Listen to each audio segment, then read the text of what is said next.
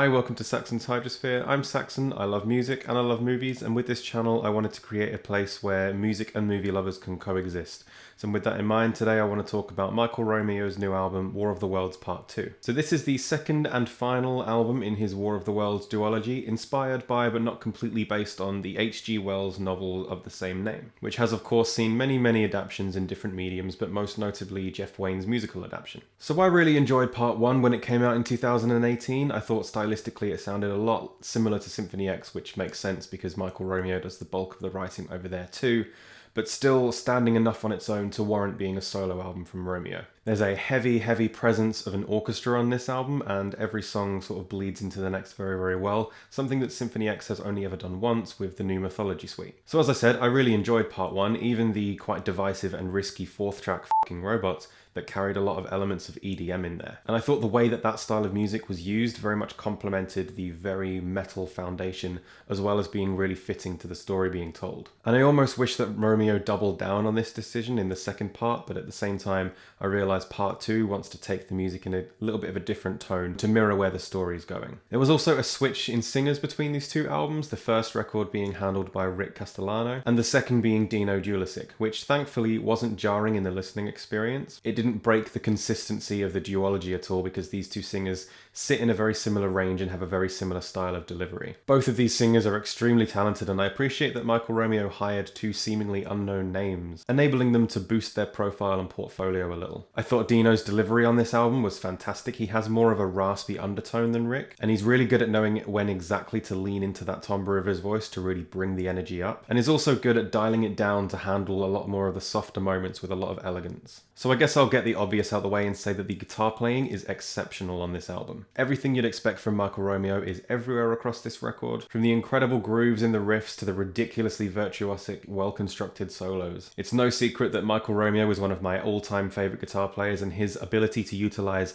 melody, neoclassical styles, bluesy licks, and absolute mania in his solos, all in service of the context of the song, is astounding. His style is so uniquely identifiable to him that even when he does guest appearances for bands like Aerion and DGM, etc., you can pick out a Michael Romeo solo almost instantly, even if you didn't really know that he was going to be in the album. So if there are any guitar nerds watching this that somehow haven't heard much from Michael Romeo, I highly recommend you dive into his career. In terms of the composition of the guitars on this record, it's more or less the same thing you'd expect from Part 1, including revisiting some of the melodies and motifs established in that album. And the only real difference I could pick out here is that occasionally Michael Romeo uses a down-tuned guitar, even maybe like an 8-string or something, just to beef up those darker riffs. Most notably in the song Destroyer, which I loved for its slower tempo and more brooding atmosphere. Another one of my favourite things about this album is the use of an orchestra, something that Part 1 utilised really well, but I feel like it's taken to even further heights here, especially when you get into the instrumental passages of the record. Romeo's understanding of orchestral composition and how to complement a story in a very cinematic way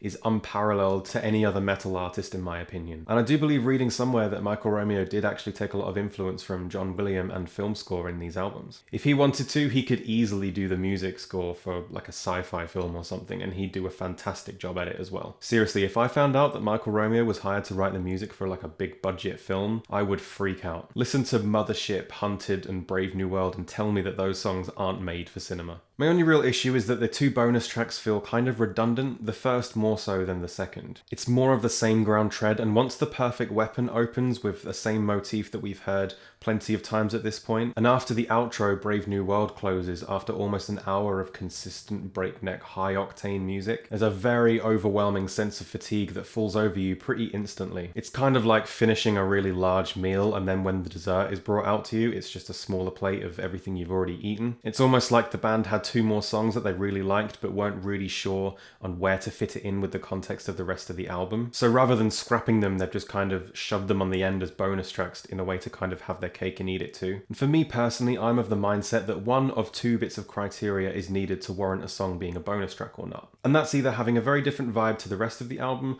or being something that's exclusive to special or limited editions of the album. And these two tracks are neither really, because every version of this album that I've seen out there all have these bonus tracks on the end. But that's really my only real nitpick, and in terms of the core album before the bonus tracks, I thought the pacing was absolutely fine. I didn't feel bored anywhere or fatigued or anything, and it was a very enjoyable listen from start to finish. Time will tell which one of these two albums I'll end up preferring in years to come, but I'd say that if you liked part 1, you'll definitely find part 2 just as enjoyable, and if you really enjoy Symphony X and you've not heard either of these albums yet, then I really recommend you listen to them because they are great pieces of music. So that's it from me today. Let me know what you thought of Michael Romeo War of the Worlds Part 2 down in the comments. Let me know. After this video, I'm not really sure what I'm going to be working on. I'm recording a lot of my own music at the minute, so the YouTube videos might take a bit of a backseat. I will be making 2 videos as kind of a birthday special though, covering my favourite album from every year in my life and my favourite movie from every year in my life, which isn't an original idea of mine. I have seen this done before, but I've never seen it done for music. I've seen it done for movies, but never albums before, so I thought that would be a fun thing for me to do,